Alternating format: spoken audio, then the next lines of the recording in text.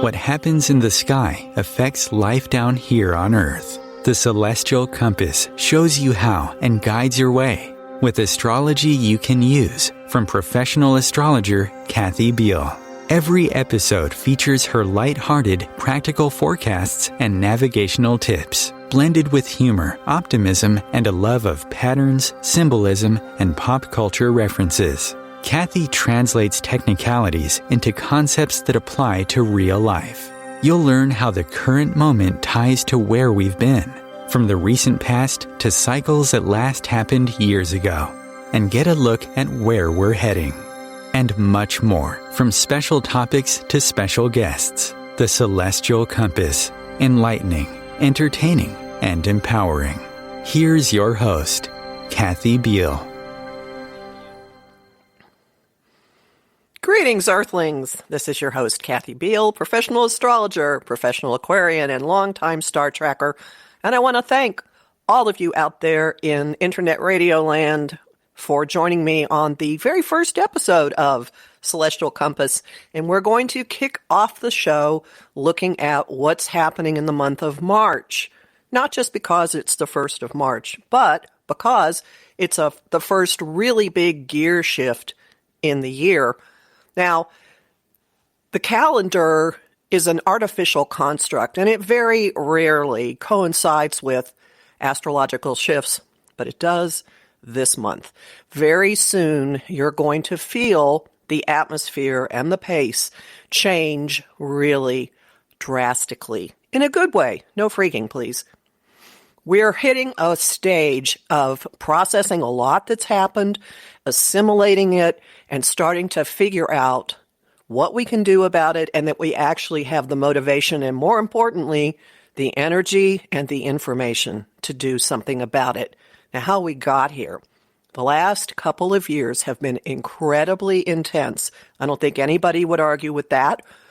You've probably actually hit points of questioning your sanity, questioning the sanity of all kinds of people around you.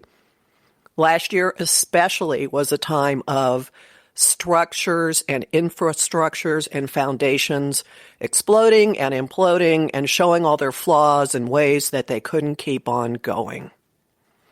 Right around Christmas, Hanukkah, end of the year, on the solstice, a new beginning started. And it is going to play out over the next couple of years, and all of this year is actually tweaking what that new construct means for us. And this was big in February, which is why I'm spending so much time on it right here.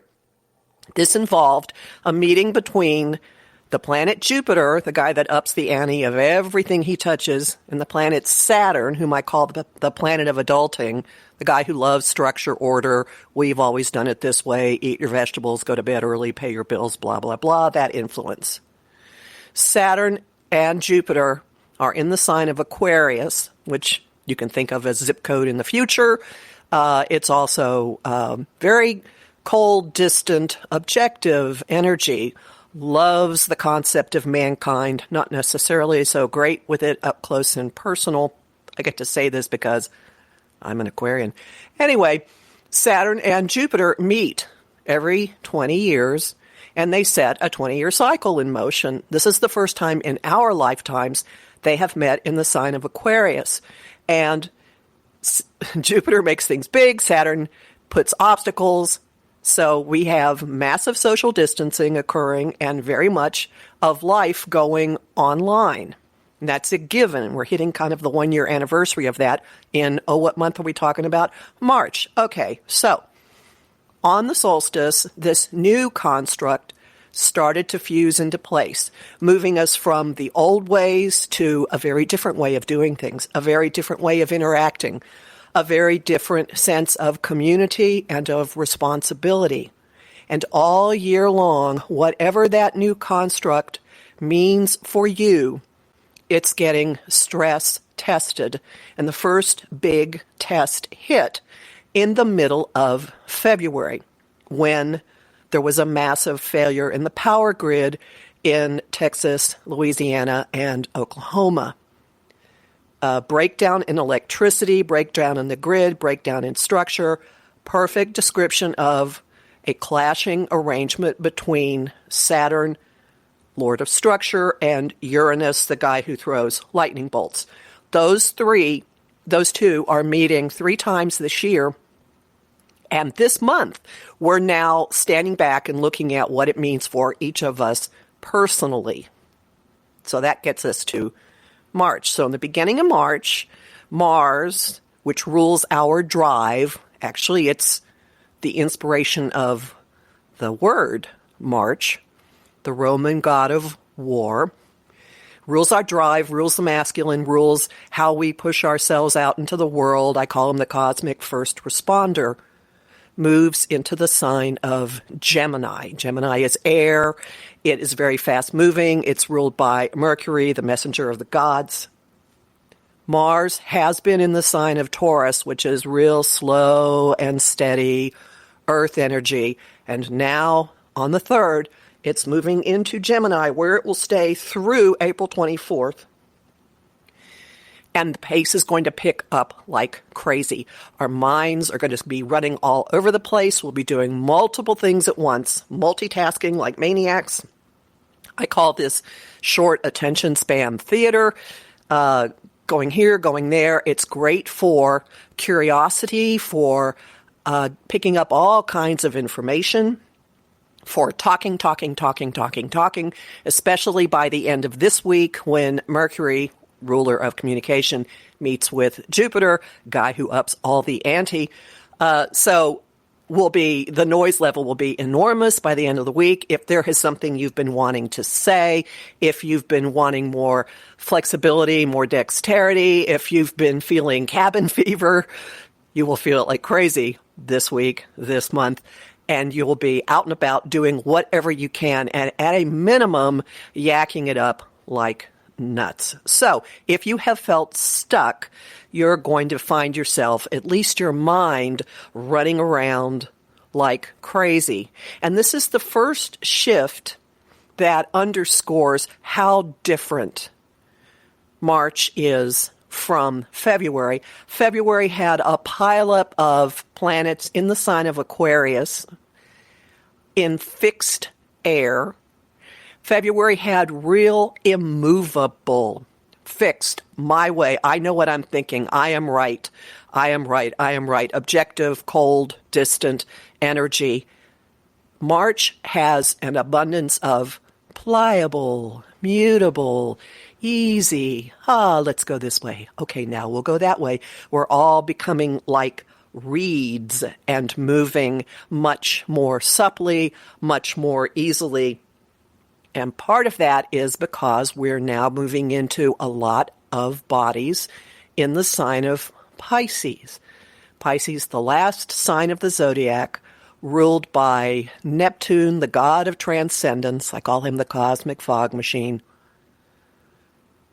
We start the month with Venus, who rules our social mode, in the sign of Pisces. Venus in Pisces is absolutely lovely if blissfully out to lunch energy. This is the sign where Venus is said to be exalted. She's the human, mere mortal ruler of love and creativity. The ruler of Pisces, Neptune, is her higher counterpart. Venus in Pisces is in love with love. An astrologer whose book, Notes from a Stargazer's Notebook, I absolutely love, Devi Kempton Smith, who's no longer with us, used to say that this was what you want in a person. You want to be in love with someone who has Venus in Pisces because they will just forgive you anything. They're just in love with love. All the better if you have bug eyes and hurt yourself. So it gives a real sensitivity.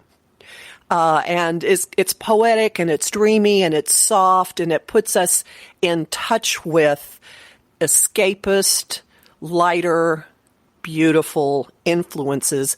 Venus is going to meet up with Neptune in the middle of the month when we hit peak Pisces. So as we get toward the middle of the month, just before the equinox, it's going to get really heavy into wanting to soak in the tub, everyone acting like they're mermaids, binge watching whatever you can get, historical dramas, chick flicks, romantic comedies, dressing up, just listening to music and being all emo and floating off somewhere.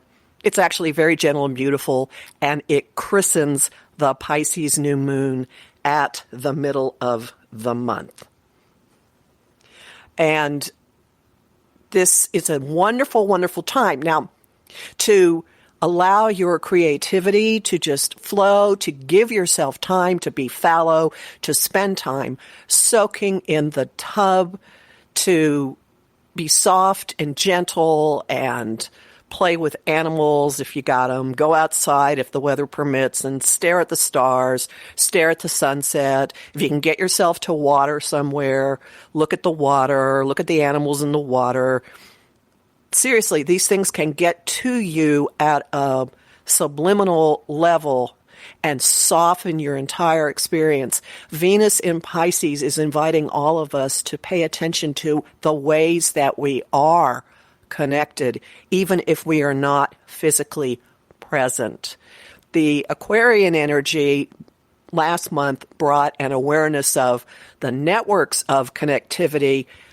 The pile-up that's going into Pisces this month counteracts, makes an end-run pass around our brains and simply lets our entire beings get that way. It's very sensitive. Emotional sensitivity, telepathy could be high, your dreams could be really interesting. This is a wonderful time to actually program your dreams. If there's something you would like more information about before you go to bed, fine-tune the topic. Say, I want a dream on, say whatever the topic is, and you always program it with two prompts. One of them is, give it to me in imagery I understand, and the second is, make me remember it. So you can work a lot of problems out. You can just go visit someplace in your dreams. Whether you program them or not, it would be a very valuable time to start actually monitoring them, keeping a dream journal, becoming aware of what's going on in your subconscious. You could, if you really want to have fun with this, start playing with telepathic communication with certain people. As nuts as this sounds, if you're going to be able to do it at any time, it's going to be now, and it will be especially strong around the middle of the month when we will have a concentration of bodies in that sign. Now, interestingly, Venus and Mars aren't quite working in sync with these energies.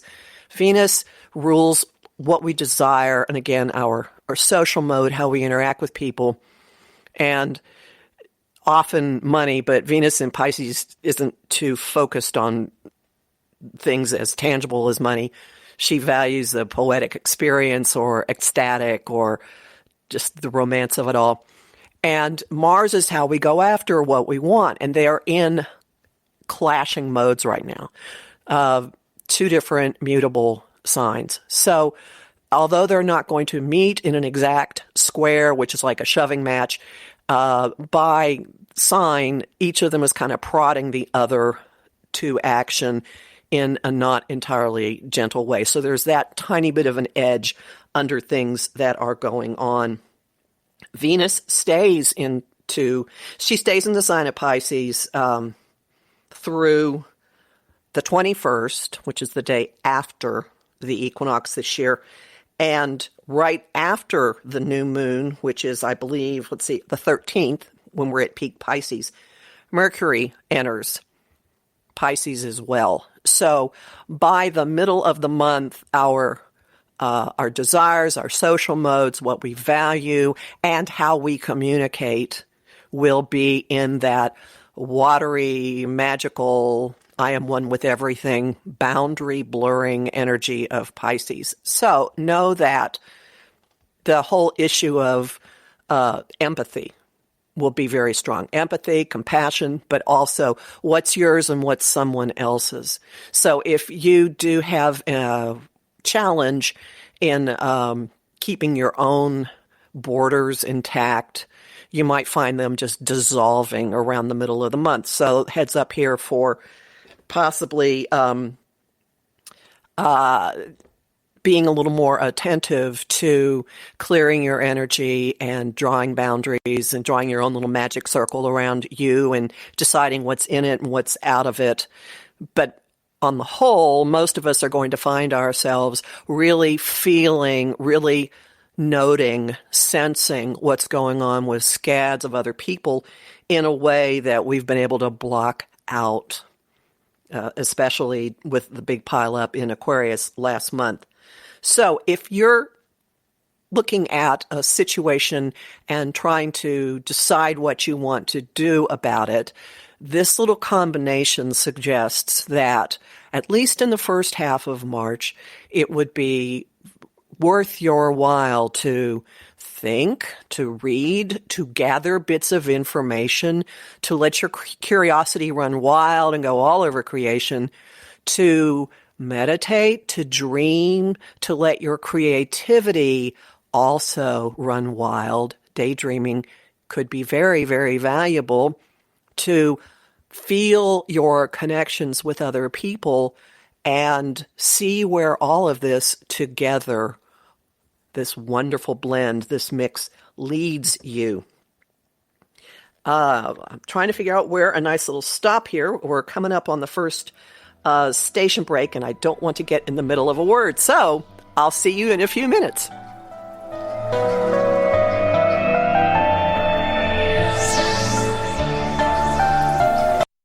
Being a radio host on IOM FM allows you to build your show on a rich platform with the power of the internet to fulfill your outreach goals and connect with a very specialized and global online audience, unlimited by time and distance. OMTimes Radio will provide you with web relevance, a recognizable conscious brand, and with the standard of excellence that has accompanied every single OMTimes endeavor. Host your show with OMTimes Radio Network. I'm Kathy Williams, host of Sexy Mom Abundant Life radio show on Thursdays at 5 p.m. Eastern, 2 p.m. Pacific. On the show, we explore living abundantly in every area of your life. Ways to let go of limiting patterns and beliefs and to step into the flow of creativity and possibility, knowing you are supported by the universe. Want help with your own celestial compass? Visit my site, empowermentunlimited.net, for Astro Insight forecasts for each week, month, and new and full moon. Want to explore the personal impact? Make a decision? Understand another person? It is possible. Click the Services tab to book a personal session with me. That address again? empowermentunlimited.net. Coping-19, brought to you by CDC and the Ad Council. If you're feeling increasingly lonely right now, you're not alone. It's totally normal. Even though we may not be able to get together in person, connecting virtually with friends and family still gives you a chance to interact with people and may help raise your spirits. Join a virtual book club, set up group text chats, or online video coffee breaks with coworkers. Find more self-care and coping tips at coping-19.org.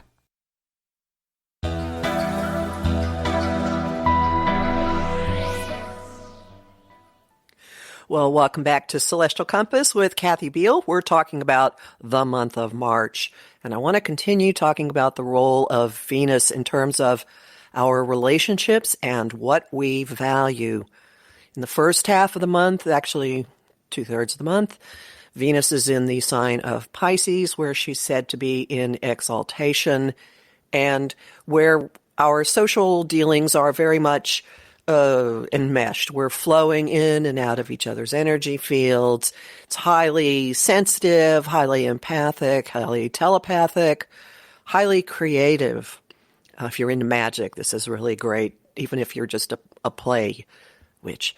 On the 15th, she moves into Aries. This is the territory of Mars. I'm so sorry, on the 21st. It's April 15th, she says, sir. So on the 21st, the day after the equinox, she moves into Aries, the territory of Mars. And this puts feminine energy, the divine feminine, the receptive and feminine aspects of ourselves, our notion of relationships, of what we want, of desires, into fiery Mars territory. This is huntress territory. This is leaping, not looking. This is going after what we want. This is not lying there being like a sweet little maiden hoping that someone will come find you, which is the Pisces mode. This is, I want it, bam, going after it. So that's the first clue that things are going to get more and more fiery, passionate, and in fact, around that time, we're going to feel like our engines have come back. Okay, at the beginning of the month when Mars moves into Gemini and is freely moving, our minds will be highly energized. Around the equinox, which starts the spring in the northern hemisphere, the fall in the southern, when the sun moves into Aries and then the next day Venus moves into Aries, it's going to be like someone lit a match inside of us. And the life force is coming back. We're feeling gumption, get up and go, gusto, whatever. Now, how does this all fit with the stress test that happened last month? It's actually perfectly in line with it. Something last month pointed the way to new structures in your life, something that has to change. Might have been really drastic, as it was for millions of people in the south central part of the United States.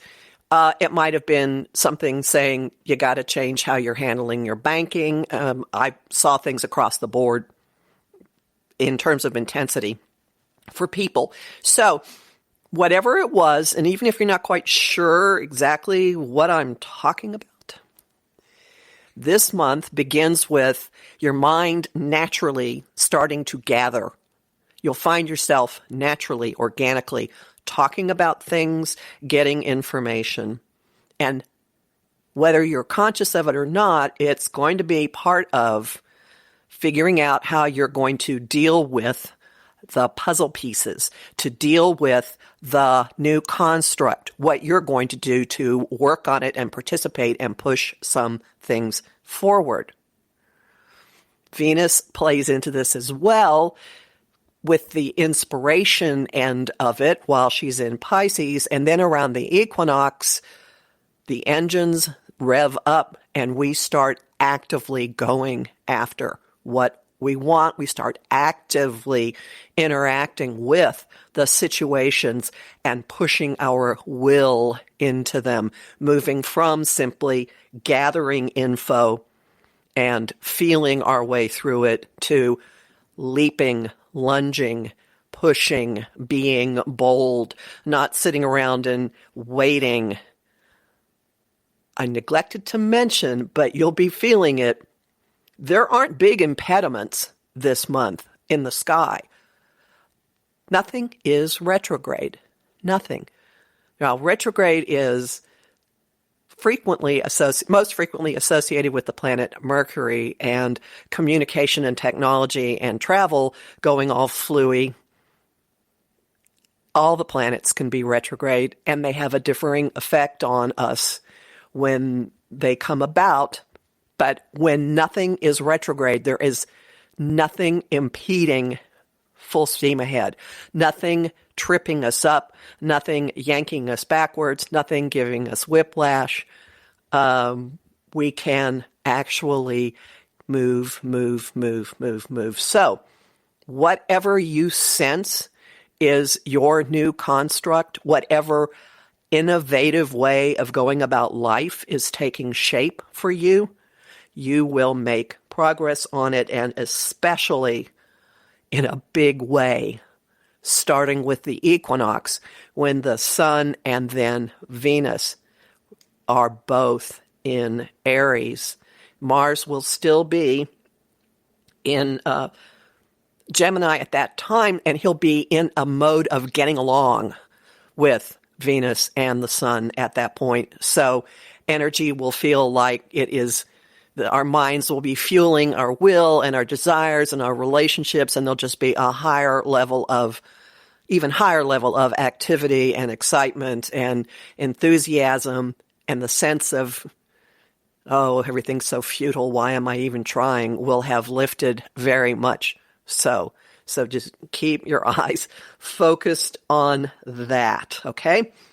There is a full moon near the end of the month in the relationship sign of Libra, and we'll be adapting and adjusting our agreements and specific relationships based on what we're doing, where we're tweaking things, how we are moving the puzzle pieces around. Now, innovation, doing something different, I keep saying innovation, but for yourself, personal innovation. We're not living by the rules that we did before, because if you just look out in society, the ground rules we were brought up with seem to have gone out the window. Everything is being rewritten, and that actually gives you some freedom, if you think about it. Why not make it up? Make it up in a way that serves you better, allow your true self to come out. That's highly Uranian. That's highly Aquarian. Be individualistic. What's your totem animal? Are you one of the people who's really into flamingos? Think about that, how flamboyant and strange and wonderful they are. What is your unique, idiosyncratic, I don't care what anybody thinks of me, streak? And how is that coming out? How are you less concerned about what anybody else might think? There's something opening up for you all year long that plays into your being able to live in a way that is more honest about who you are and more expressive of who you are. Now, let me dial this back a second. The how we got here piece that I haven't addressed yet.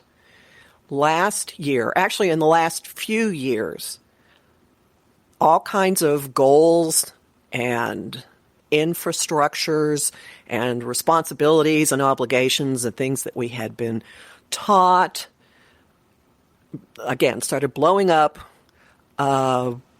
imploding, collapsing, showing their rot or their unsustainability.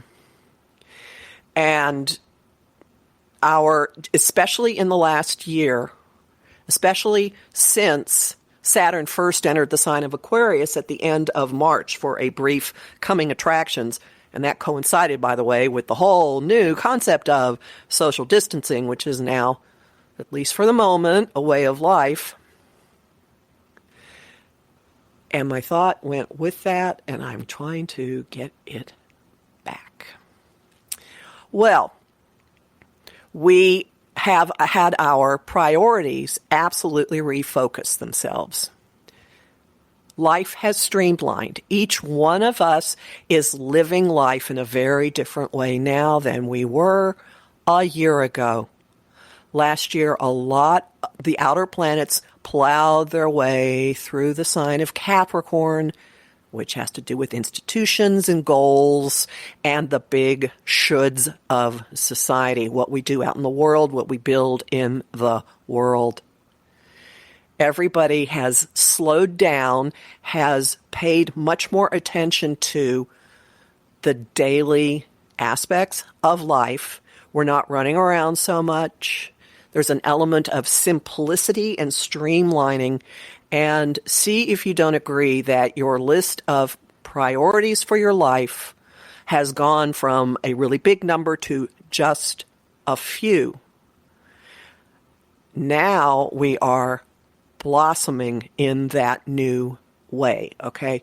That is part of what we have left behind, that big pileup of energy moving through Capricorn, and now the Jupiter-Saturn conjunction at the beginning of Aquarius threw us down a path of new, different, inventive, idiosyncratic, building something new for us, each of us individually. I'm on my little soapbox here, but in some way this is resonating with you. If you are listening to this, you're building your own networks. You're much more aware of what you have in your life that you value. You have let your grasp go of stuff that isn't essential, and your concept of what is essential is very, very different than it was. So, this month, see who you come in contact with, who you are drawn to, what your inspirational experience is of all of this with the Piscean part. Commune with something transcendent, that's Venus in Pisces, and then let your raw nature go after it. And you will find there will be some rearranging of some of your agreements, some rearranging of some of your relationships. Surely you have noticed people are making different decisions. The streamlining and the goals are separating. We've got kind of the Hogwarts sorting hat thing going on here, and we're moving into different arrangements, different groupings. Some of them are communities that are springing up online. Some of them are groups of friends who are keeping in touch, using technology, building something together, building something creative. How does any of this fit into your life? And how can you expand on that? Useful homing thoughts. If you listen to my podcast, you know I always have a homing thought for every week, but now I have a whole bunch of them for this particular episode. Show me another way to look at this. That is the perfect Uranian approach. Something doesn't work in your life, something that you thought was going to be with you for the long haul, coming up against an issue of authority, a structure, dealing with an institution, dealing with the government, dealing with authority, parents, something, or your own, whatever the inner thing in you is that says you have to act like an adult. If you find yourself rebelling against that or trying to find a different way to interact with it, ask yourself, show me another way to look at this. And then the Jupiterian approach to it is, how does this benefit me? When something happens, that's the monkey wrench, that's the lightning bolt that comes out of an area that you didn't see. How does this benefit me? Because all year long, we're on this trajectory of testing and tweaking and like we're taking the foundations, hitting the foundations, kicking the tires, whatever, between now and December, so that what is in place in our life at that point does have staying power. Now, to give you a little bit more context for this, two other pieces. Astrology deals with cycles. Most people are familiar with the fact that the moon, over the course of the month, goes through all 12 signs. Over the course of the year, the sun goes through all 12 signs. And the further out you go into the solar system, the longer the cycle is. Well, one cycle that would be very useful for you to think about is what's up with Saturn. Saturn in Aquarius. His cycle is about 28 and a half years. And he was last in this particular turf in Aquarius in 1991. His last tour of the sign of Aquarius was early 91 to early 93. Do you see any themes coming around again? Is there anything happening now that is testing or building on something that was a theme in your life from early 91 to early 93? Is there a theme from then that has come back around now? Saturn rewards hard work. He rewards acting with integrity and maturity and responsibility. He imposes retribution, consequences, ramifications for shortfalls. So, if you look at the time that you have spent, assuming you're old enough, from 91 to now, if you look at the spiral going up, are you acting differently? Did you learn? Have you built on something from then? Are you doing things in a mature and responsible way in whatever part of your life Aquarius happens to fall? That can be a very useful exercise to see what's happening now. So that's piece one. Piece two, I'm going to just hint at, and then I will talk about in detail after the break, and that is cycles explain why life has been so intense in recent years, because we have an unusual convergence of 3 separate cycles happening at once, each of which last happened when when humanity was in a massive, massive time of turmoil and change. And a lot of what we are seeing in the news around the globe actually plays this out.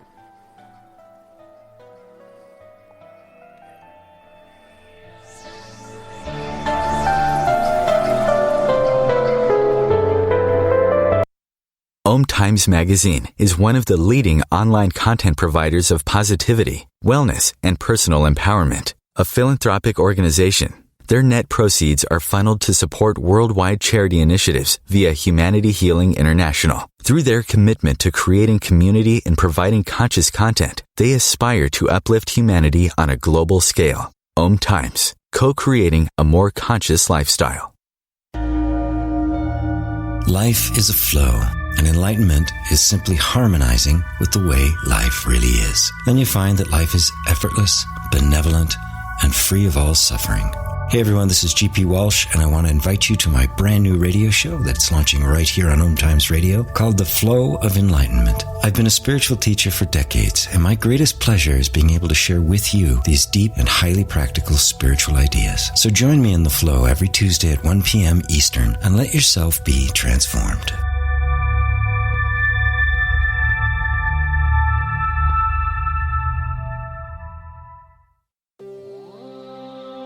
How would you like navigational tools you can use on your own?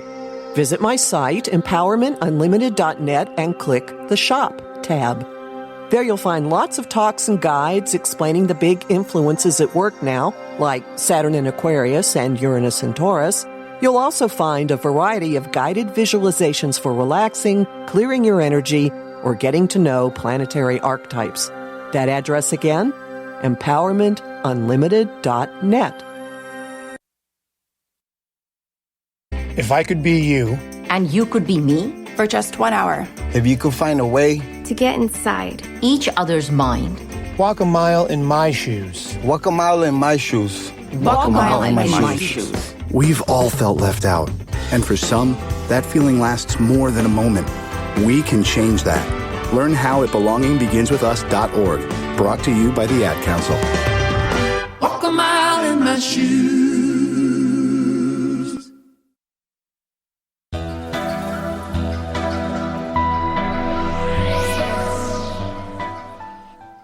Hey, welcome back to Celestial Compass. This is Kathy Biehl, and we're talking now about 3 big cycles that are happening at the same time that play into why life is so intense and why it has so relentlessly been so for the last few years.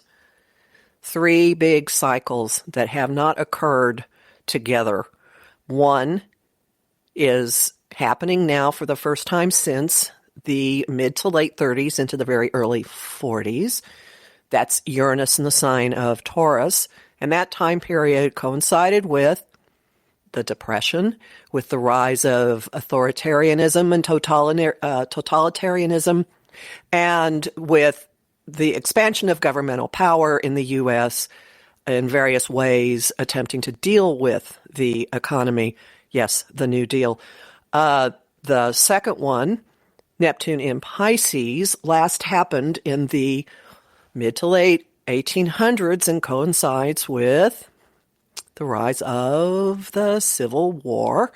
And the third one, Pluto in Capricorn, which started up in 2008, we last had in the late 1700s, coinciding with revolutions here on this continent and in France, and the time before that with Protestantism splintering off from the Catholic Church, which was the largest political institution on the planet. So these three having to do with reshaping the role of government, reshaping the role of institutions, reshaping power, all happening at once. And this will continue for a few years. Now, we are this year in a somewhat calmer experience of it than we have been since, well, I'd say 2012 is when the explosive experience of all this really started. But now we are much more in a mode of, okay, what do we do about it? And should you be concerned that you might just want to collapse on the floor in a fetal position, if you're going to do that, I think that was going to happen last year. This year, this month, more and more and more, you're going to have little nudges all month long telling you, get up, get up, get up. You can do this. You can do this. Irritating, annoying little nudges that will push you into a more evolved expression of various parts of yourself. The metaphor for this influence is an oyster with little bits of sand seeping into the soft tissue of the oyster and not going away and creating an irritation that just keeps irritating. So the oyster secretes a substance to coat the irritation and just keeps secreting it and secreting it and secreting it until it creates a pearl, a thing of beauty, a thing that we have attached value to. So there's an evolutionary process, and it happens all month long, 12 different ways.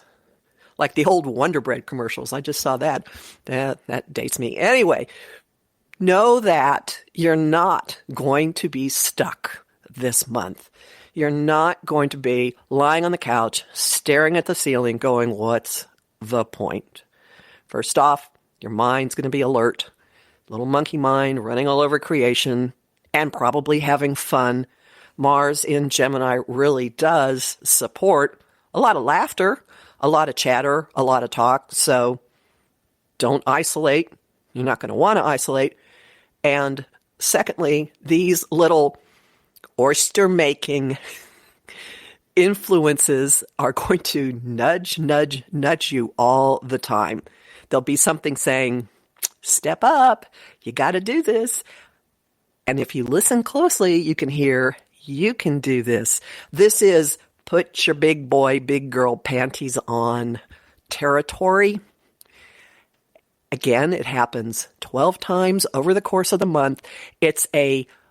Comes from what's called a minor aspect, but it really struck me when I was charting this month how frequently this occurs, how many times it's there, how unavoidable it is. It's almost like you make a course correction and go, okay. Like there's something in your shoe and you're walking and you shake your shoe like, I don't want to take my shoe off and dump this out. I'll just shake it and okay, whatever it is, I'm not feeling it now. And you walk along and then, no, it's back. No, it's back. So it's something that just keeps happening and happening and forcing you to pay attention and deal with it. It's not a big deal. It's not threatening. It's not painful. It's just this nagging little cosmic nudge again and again and again to step up, suit up, show up, take responsibility for yourself, take responsibility for what you want, admit to yourself what you want, indulge responsibly in what you want.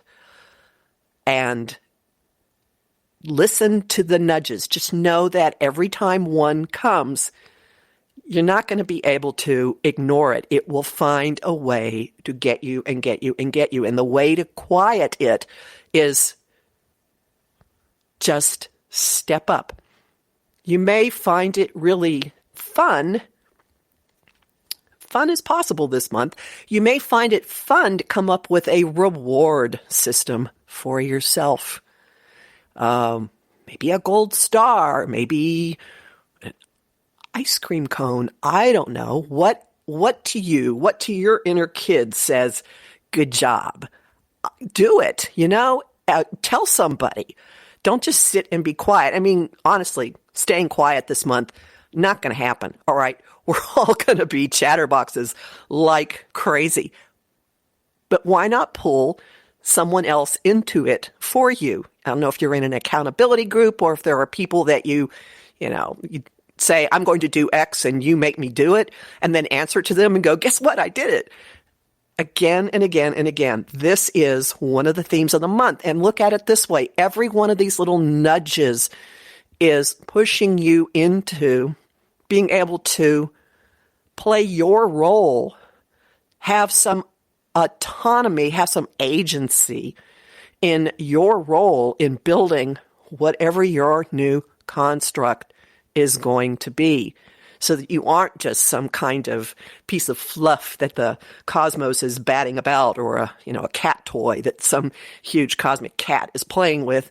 You're actually interacting and taking charge.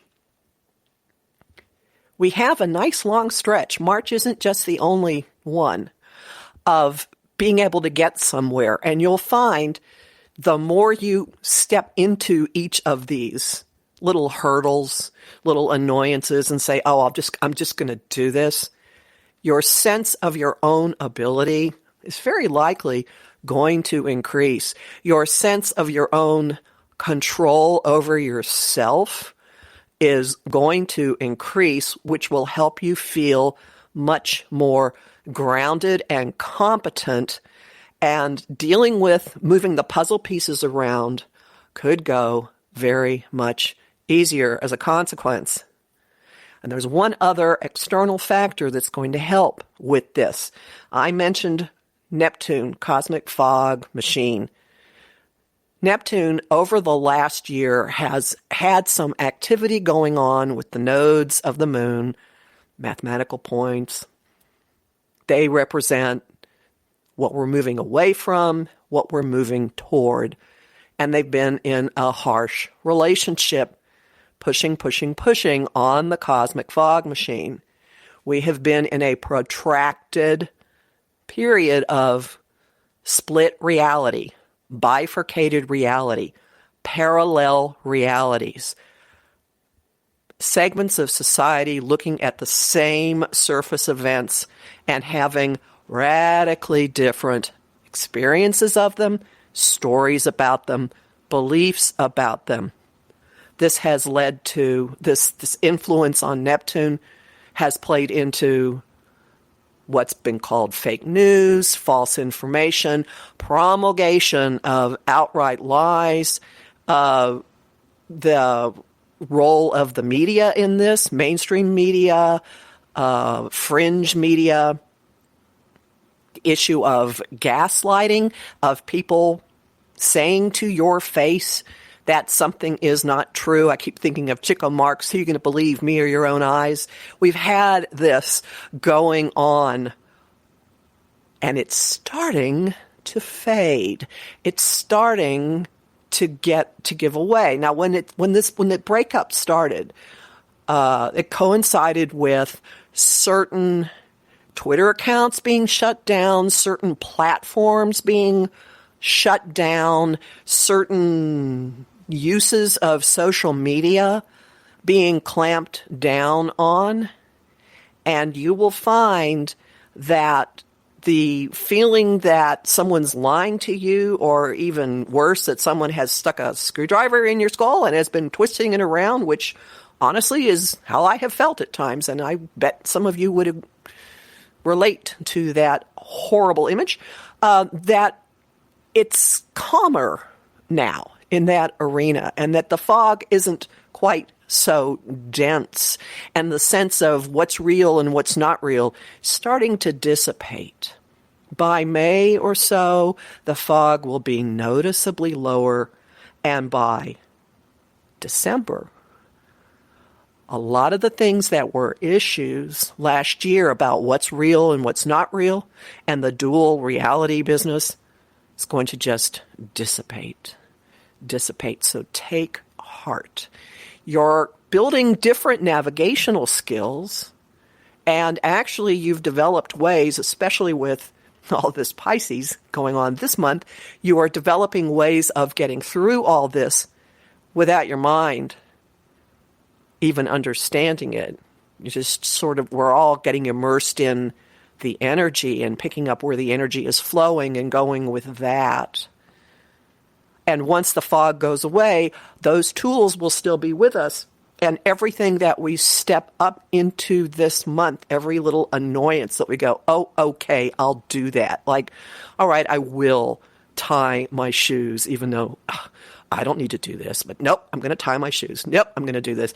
I would suggest to you also with this that it could be really, really useful to actually suit up, to actually dress up, to make a point to dress for the results that you want. And I don't care if you're sitting at home, if you've been sitting around in your stretch pants, wearing a sweatshirt, working in your pajamas, whatever, you will find, especially when these little nudges hit, if you actually work with it and say symbolically, I'm stepping up into this, wear nice clothes, fix your hair.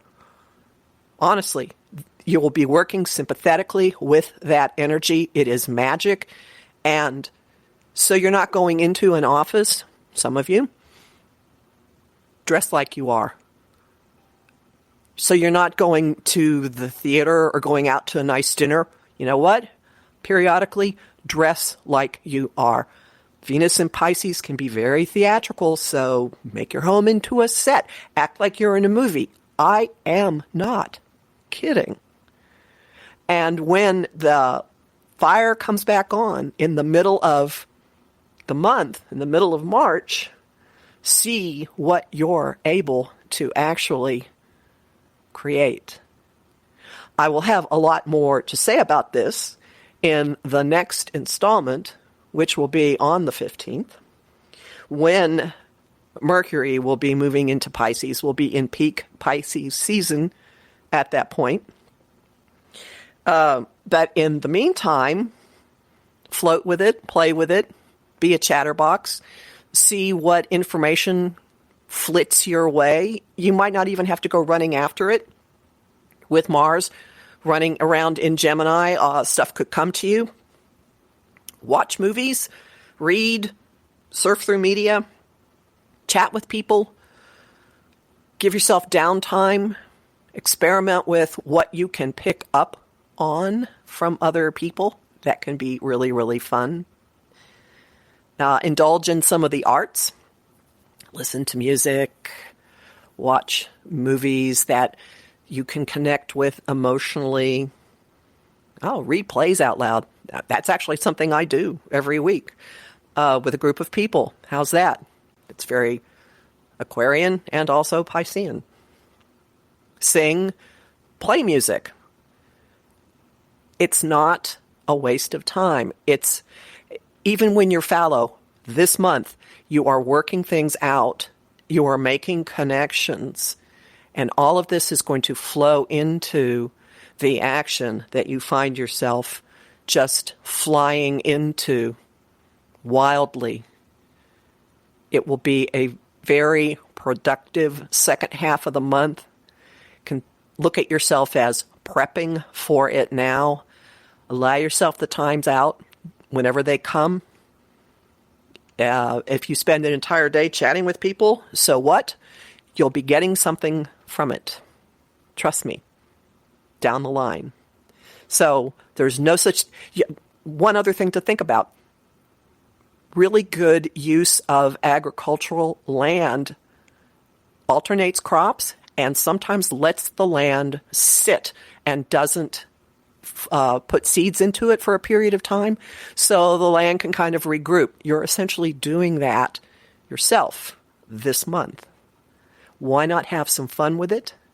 And again, after the equinox, things are going to catch fire and you'll be all over creation. So just take things until then, flow, go with the flow, go with the energy. It's highly mutable, unlike last month, which was very brittle. Take advantage of it. Play with it.